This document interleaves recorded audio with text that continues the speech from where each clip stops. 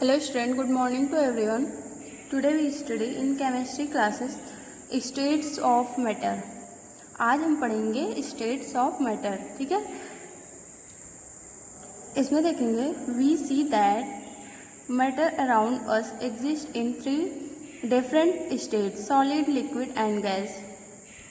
हम छोटे क्लासेस से ही देखते आ रहे हैं कि मैटर क्या होते हैं, 3 स्टेट में पाए जाते हैं: सॉलिड, लिक्विड एंड गैस। ये हम पहले से ही जानते हैं, ठीक है।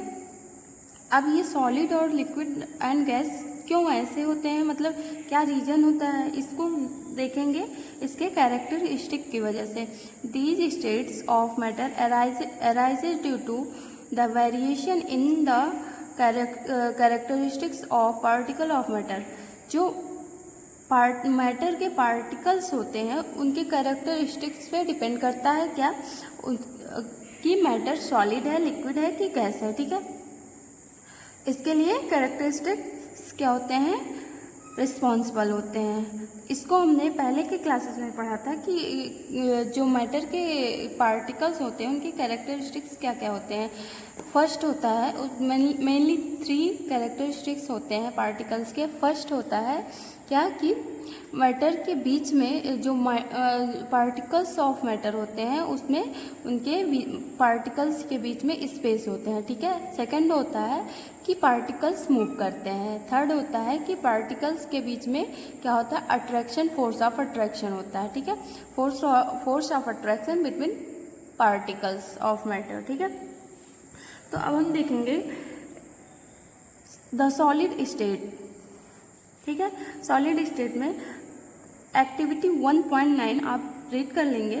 वैसे मैं आगे एक्सप्लेन कर रही हूँ कि अगर हम कलेक्ट कर लें, पेन है, बुक है, नीडल है या पीस ऑफ वुडन, कोई लकड़ी के स्टिक है, ठीक है, तो उसको देखेंगे कि उसको अगर हम लें और किसी भी पेपर पे उसका इमेज ड्रॉ करें तो उससे देखते हैं कि उसकी एक बाउंड्री फिक्स होती है और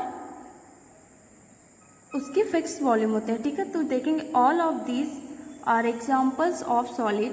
we can observe that all these have a definite shape, distinct boundaries and fixed volume that is have negligible compressibility. जो सॉलिड्स होते हैं उसमें हमने देखा कि definite shape, distinct boundaries and fixed volume, ये क्या हो गया, सॉलिड की प्रॉपर्टी हो गई, ठीक है। And have negligible compressibility. Compressibility का मतलब होता है किसी को अगर हम प्रेस करें, ठीक है, किसी को अगर मान लो ये सॉलिड है तो इसको हम अगर ऐसे प्रेस कर रहे हैं यानी कि प्रेशर दे रहे हैं, दबा रहे हैं, तो क्या ये दब रहा, नहीं, ठीक है। ये जैसे का तैसे ही बना हुआ, टूट जाएगा, ज़्यादा प्रेशर कर देंगे तो ये टूट जाएगा लेकिन ये दबेगा नहीं, ठीक है।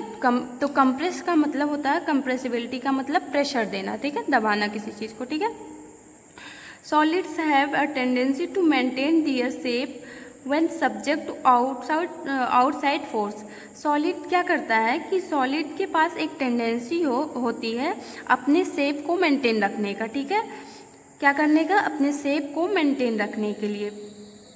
व्हेन सब्जेक्ट आउटसाइड फोर्स, जब हम कोई बाहरी फोर्स इस पे लगाते हैं और एक्सटर्नल फोर्स, तो ये इसके पास टेंडेंसी होती है क्या करने की, कि अपने शेप को मेंटेन रख पाए, ठीक है। ये सॉलिड की एक और प्रॉपर्टी हो गई कि उसके पास जीरो कंप्रेसिबिलिटी होती है, ठीक है। उसके बाद में देखेंगे सॉलिड में break under force but it is difficult to change their shape, so they are rigid. जो सॉलिड होते हैं वो टूट तो सकते हैं, जब हम एक्सटर्नल फोर्स लगाएंगे तो वो टूट तो जाएंगे, बट इनकी शेप जो है बहुत ही डिफ़िकल्ट होता है चेंज करना, इसलिए इसको हम क्या कह सकते हैं, ये रिजिड होते हैं, ठीक है। सॉलिड क्या होता है, rigid. Consider following, what about a rubber band, can it change its shape on stretching, is it a solid. यहाँ पे कुछ दिए हुए हैं पॉइंट्स कि रबर बैंड क्या सॉलिड है, ठीक है, और शुगर और सॉल्ट एंड स्पंज, ठीक है। इसके बारे में बताया कि क्या ये सब चीज़ें सॉलिड हैं या लिक्विड है। तो हम इसको देखेंगे कि जो रबर बैंड होता है वो क्या होता है, सॉलिड होता है। Rubber band change shape under force and regain the same shape when the force remove. If excessive force is applied it breaks. जो रबर बैंड होता है वो क्या करता है, अपने शेप को चेंज कर लेता है जब कोई एक्सटर्नल फोर्स उस पर लगाते हैं, और जैसे ही फोर्स रिमूव होता है वो अपने शेप को ऑक्यूपाई कर लेता है। ठीक है। और उसके बाद में देखेंगे कि जो शुगर होते हैं या सॉल्ट होते हैं वो उसके अगर क्रिस्टल को हम देखें तो वो अपने आप में सॉलिड होते हैं। ठीक है। और स्पंजी, जो स्पंज होता है उसमें क्या होता है, मिन्यूट बहुत छोटे छोटे होल्स होते हैं उनके बीच में, तो उसमें एयर ट्रैप्ड होते हैं। तो जैसे ही हम उसको प्रेस करते हैं तो एयर उससे निकल जाते हैं। तो इससे ये मतलब कि ये पता चला कि जो स्पंज है या क्रिस्टल ऑफ शुगर या सॉल्ट या रबर बैंड कुछ भी, ये सब चीज़ें क्या होती हैं, सॉलिड होती हैं। ठीक है। और सॉलिड का मेन फंडा ये है, मेन चीज़ ये है कि सॉलिड के बीच में स्पेस जो होते हैं, उनके पार्टिकल के बीच में स्पेस बहुत कम होते हैं। जैसे कि यहाँ पे हमने देखा कि इसमें जो पार्टिकल्स रखे गए हैं उनके बीच में स्पेस बहुत ही कम है, मतलब कि नेग्लेक्ट किया जा सकता है। थोड़ा बहुत अगर स्पेस है तो उसको नेग्लेजिबल किया जाएगा। ठीक है।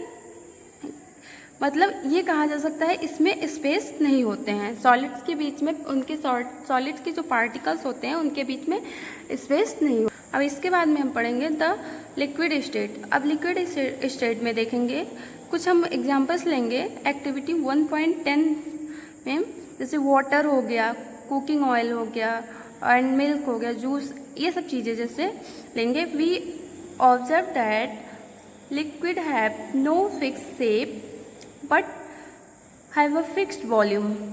हमने देखा कि जो लिक्विड होते हैं उनकी कोई फिक्स शेप नहीं होती है, बट वॉल्यूम जो होता है उनका फिक्स होता है।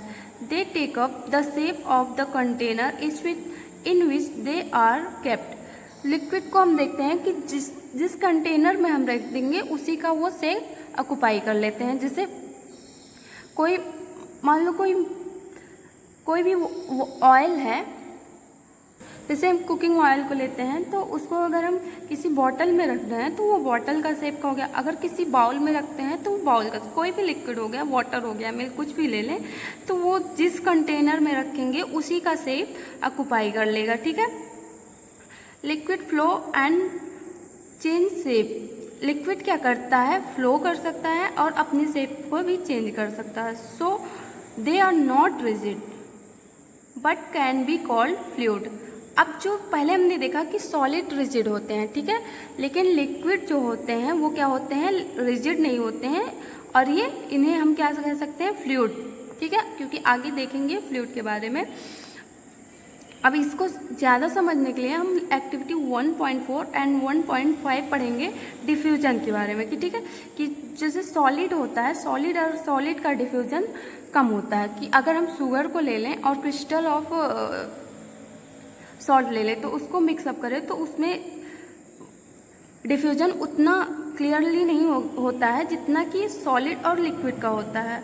Solid and liquid can diffuse into liquids. Solid और लिक्विड क्या होते हैं, एक दूसरे में लिक्विड में डिफ्यूज हो जाते हैं। ठीक है।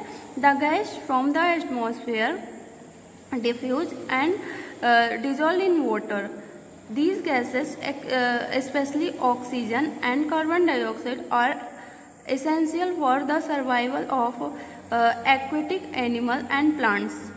जो सॉलिड और लिक्विड हमने देखा कि वो डिफ्यूज हो जाते हैं, ठीक है, लिक्विड में, और गैस भी लिक्विड में डिफ्यूज हो जाता है। ठीक है। इसका एग्जाम्पल देखने के लिए हम देखेंगे, जो हमारे एटमॉस्फेयर में गैस होता है, ऑक्सीजन या कार्बन डाइऑक्साइड, ये क्या होते हैं, वाटर में डिज़ोल्व हो जाते हैं। ठीक है। और ये कार्बन डाइऑक्साइड या ऑक्सीजन जो होते हैं एक्वेटिक एनिमल के लिए बहुत ही इम्पॉर्टेंट होते हैं। All the living creatures need to breathe for survival. सभी लिविंग क्रिएचर्स के लिए क्या होता है, नीड होता है ब्रीथ का कि सर्वाइव करने के लिए, ठीक है। जैसे हम लोग को ऑक्सीजन चाहिए होता है। The aquatic animals can breathe under the water due to the presence of dissolved oxygen in water. ये इम्पॉर्टेंट है। जो एक्वेटिक एनिमल्स होते हैं वो वाटर के अंदर ब्रीथिंग करते हैं, ठीक है। तो इनका मेन रीज़न क्या होता है कि जो वाटर ऑक्सीजन जो होता है वाटर में डिजॉल्व होता है, इस वजह से वो ब्रीथिंग कर पाते हैं, ठीक है। दस वी में concluded that solid liquid and gas can diffuse into liquid. इससे ये कंक्लूजन निकलता है कि जो लिक्विड होता है, लिक्विड में सॉलिड गैस और लिक्विड तीनों चीज़ें लिक्विड में क्या हो सकती हैं, डिफ्यूज हो सकती हैं। इस हिसाब से हम कह सकते हैं the rate of diffusion of liquid is higher than that of solid. जो लिक्विड की डिफ्यूजन होती है वो सॉलिड के कंपैरिजन में क्या होती है, ज़्यादा होती है, ठीक है। This is due to the fact that in the liquid state particle move freely. ऐसा इसलिए होता है क्योंकि जो लिक्विड स्टेट में पार्टिकल्स होते हैं वो फ्रीली मूव कर सकते हैं और उनके बीच में जो स्पेस होते हैं वो काफ़ी ज़्यादा होते हैं इन कंपैरिजन टू सॉलिड। जैसा कि इस फिगर में हम देखेंगे ये लिक्विड है, ठीक है। तो इसके बीच में इसमें जो पार्टिकल्स हैं लिक्विड में, इनके बीच में स्पेस क्या है, इसके कंपैरिजन में ज़्यादा है, ठीक है। तो ये मूव ईजिली कर सकते हैं क्योंकि इसमें स्पेस ज़्यादा, इसीलिए इसमें डिफ्यूजन भी ईजिली हो जाता है, ठीक है। Okay, thank you students.